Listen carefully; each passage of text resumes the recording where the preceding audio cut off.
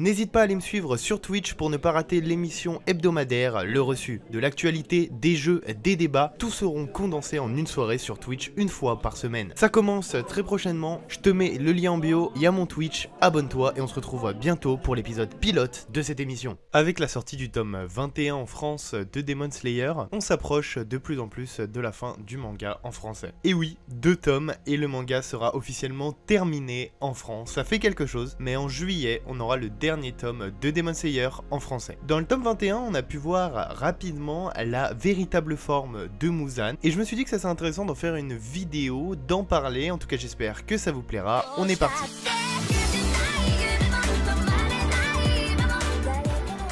Donc Muzan Kibutsuji, premier démon de son espèce, ancêtre de nombreux autres démons, principal antagoniste du manga Kimetsu no Yaiba. On a pu le voir tout au long de la licence, mais Muzan était l'un des personnages les plus forts de son manga, et je me suis dit que ça serait intéressant de parler de ses aptitudes et ses compétences qui sont quand même très stylé, voilà, de faire un petit récap, qu'on puisse en parler en commentaire, et j'aimerais aussi avoir votre avis sur la fin du manga, je me dis que ça pourrait être intéressant. Mais avant ça, on va parler de ses aptitudes au combat. Donc, la forme de Muzan, la forme qu'on peut appeler forme de combat. Donc c'est un moment, dans le tome 21 notamment, où Muzan a adopté une forme plus monstrueuse, avec une masse rouge foncé couvrant ses membres, avec de larges bouches aux dents pointues, et avec son torse exposé. Je vous mets d'ailleurs la couverture du tome 22, où on le voit en couleur, je trouve ça assez stylé, et à mon avis dans le tome 22, on va le voir beaucoup plus. Sa vitesse, sa force, ses réflexes et sa puissance sont considérablement amplifiés sous cette forme, au point que, malgré avoir perdu une grande quantité d'endurance en repoussant la drogue transformatrice humaine de Tamayo, il était encore tout à fait capable de déjouer facilement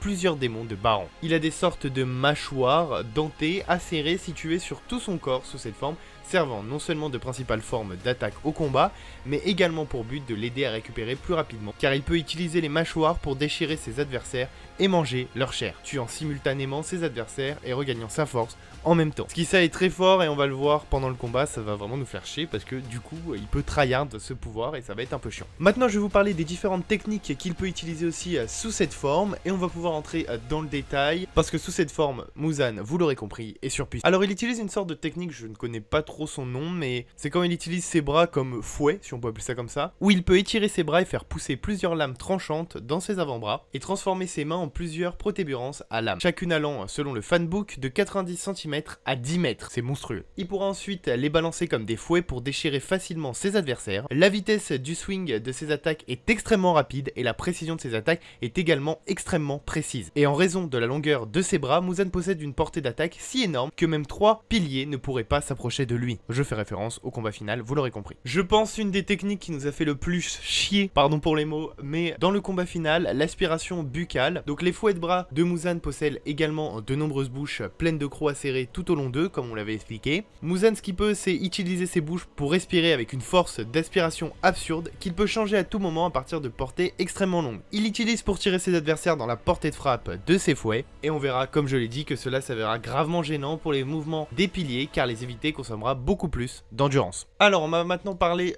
d'une autre technique, j'essaie de faire la traduction, donc si c'est pas parfait je m'en excuse, mais il me semble que c'est les fouets de la colonne vertébrale. Donc plus tard, après avoir été encore plus enragé par les piliers, Muzan fait pousser 9 tubes minces, chacun de 4 mètres, toujours selon le fanbook, semblables à des saillies en forme de colonne vertébrale de son dos qui s'étendent en tentacules à lame ressemblant à des fouets. Avec eux, Muzan est capable d'augmenter considérablement sa portée d'attaque, mais aussi le nombre d'attaques en tandem avec ses bras fouets, lui permettant de faucher facilement des hordes de Demon Slayer et de coincer 4 piliers. De plus, il est incroyablement difficile de lire la trajectoire de chacun des fouets, ce qui les rend encore plus impossible à contrer. On ajoute à ça, comme si c'était pas assez, des fouets au niveau des jambes. Muzan a ensuite fait pousser 4 tubes sur chaque cuisse, chacun mesurant 7 mètres de long. Contrairement à ses fouets vertébraux, ils sont beaucoup plus rapides et grâce à son immense habilité à changer de forme, il peut rapidement faire pousser les fouets puis les dissiper plus rapidement que les sens humains ne peuvent le percevoir. Ça va lui permettre d'attaquer facilement à partir des angles morts de ses adversaires. Ça a été montré qu'il parvient à les utiliser pour blesser gravement 4 Demon Slayer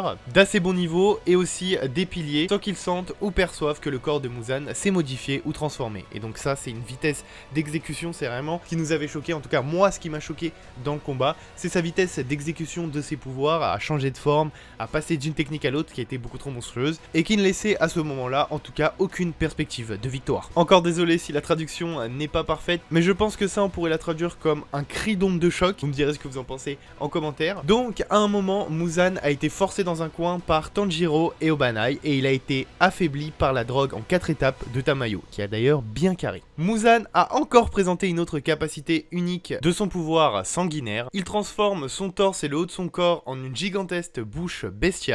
A partir de là, il a émis un puissant cri d'onde de choc, capable de blesser gravement à l'intérieur toute personne prise dans sa portée. Lorsque Tanjiro et Obanai ont été pris dans l'explosion, même Kiriya et ses sœurs, qui leur étaient connectés par les corbeaux de la région, ont subi le plus gros de l'attaque. Cette technique est capable de provoquer des convulsions, des paralysies et des troubles respiratoires. Il est principalement utilisé comme technique défensive, cependant destinée à blesser ses agresseurs. Cette technique nécessite un temps de charge avant utilisation et ne peut donc pas être utilisée consécutivement, bien qu'il soit largement laissé entendre que les médicaments de Tamayo mettent davantage en péril sa capacité à utiliser cette attaque. Donc peut-être que le cooldown, il est pas dû qu'au fait que l'attaque elle doit être chargée, mais aussi à cause de la drogue de Tamayo. Son impact peut être atténué grâce à l'utilisation d'une épée de Nichirin, car l'autocoup de poignard peut dissiper certains de ses effets. Et la dernière technique, le bouclier de chair. Bon, cette technique c'est vraiment en cas d'extrême urgente, c'est la technique de quand t'es au point mort. Muzan a été le plus acculé et qu'il a dû l'utiliser.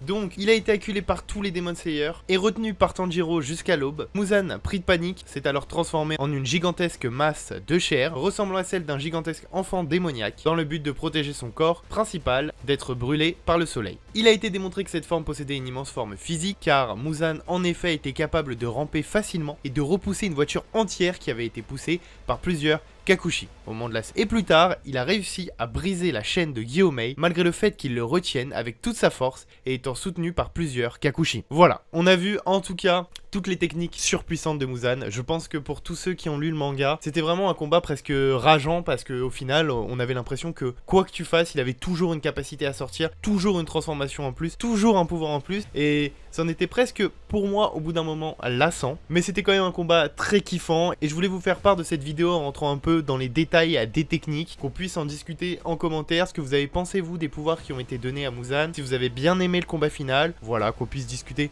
en commentaire. En tout cas voilà, c'est déjà la fin de cette vidéo, j'espère qu'elle vous aura plu, que ça vous aura appris certaines choses sur ces techniques. Moi je vous dis à bientôt pour une nouvelle vidéo, merci d'être de plus en plus nombreuses, c'était Thibaut, abonnez-vous, likez et partagez cette vidéo, ciao ciao.